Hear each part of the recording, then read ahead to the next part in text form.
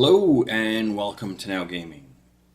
I am Adam Steiner, and today I'll be testing the Uphere AC12RGB.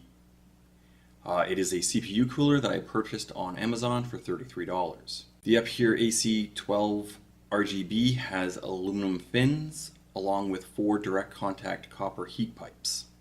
It comes in a push-pull configuration with 2 120mm Uphere PWM T7 fans.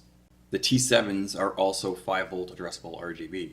The heatsink is painted black. The listing on Amazon claims that it is some sort of super nano cooling paint that helps prevent oxidation of the aluminum fins. I'm not really sure what to make of that, but okay. There is a plastic bracket and a bag of fixed pins and bolts for installation of the cooler on Intel motherboards. The thermal compound is not pre-applied, rather they give you a small tube of thermal grease. And finally, it comes with a 5V addressable RGB fan hub. This thing's pretty cool. I did a quick demo of it. You can take a look at it up here, pun intended. And FYI, the fans and the fan hub use a 3-pin 5V RGB port, not the 4-pin 12V. So just keep that in mind if you are looking to purchase these. So if you are planning to use the addressable RGB, you do need a motherboard with the 5V 3-pin port on it. If you don't, you can still use them. The fan hub comes with a little switch that you can then change the colors. There are quite a few settings, but you can't just customize it. It's all just presets. The cooler supports most AMD and Intel sockets. I'll list them on the screen because it's just easier that way. Now I'll be comparing the temperatures of the AC12RGB against the AMD Wraith Spire and the AMD Wraith Stealth. I'm also running the AC12RGB with one fan to get an idea of what the AC12BE and the AC12RD would be like. Since they are the same heat sinks, these testings should be fairly similar. Now I'm comparing the AC12RGB to the Wraith coolers because I see the AC12 as an upgrade opposed to something that would be replacing a Hyper 212 or something along those lines. So if you're still using a stock cooler, you can see if the AC12 is worth getting. For this testing, I'm using my ASRock B450M Pro 4 motherboard with a Ryzen 5 2600. I have it in an open air test bench. This was to remove the type of case as a variable. And I'll be using Arctic MX4 as the thermal compound rather than the included thermal grease, just to keep all the coolers similar. I also have all the fans set to full speed in the BIOS. I am testing the coolers using 2 different CPU settings. The first setting, I undervolted the CPU to 1V and had it running at 3.4 GHz.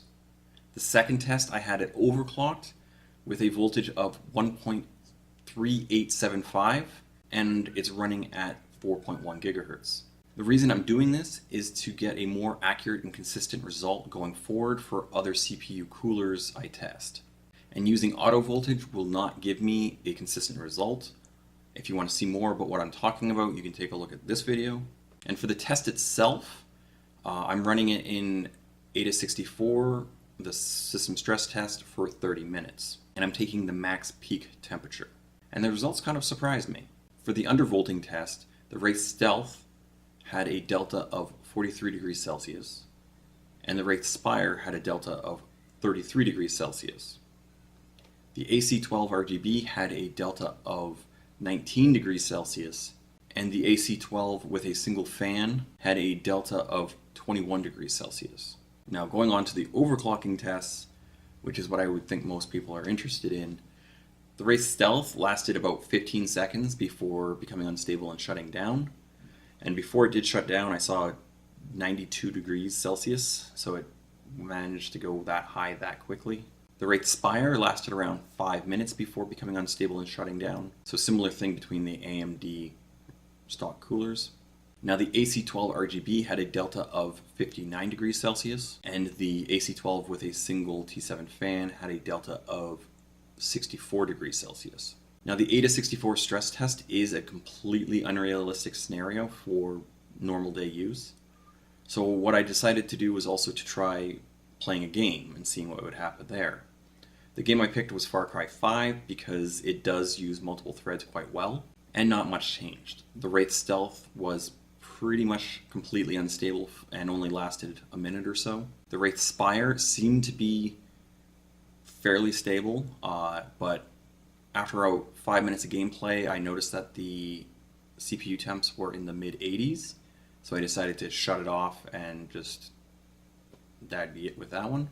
The AC12 with a single T7 fan had a delta of 32 degrees Celsius, and the AC12RGB had a delta of 29 degrees Celsius. So with everything I just learned, it really seems like the AC12RGB does a pretty good job at cooling the Ryzen 5 2600, and that you'll need an aftermarket cooler to overclock the 2600 and 2600X to its fullest. Well, that's it for this video. Thanks for watching. If you liked the video, think about subscribing, leave a like, comment, do all that good stuff, and see you next time.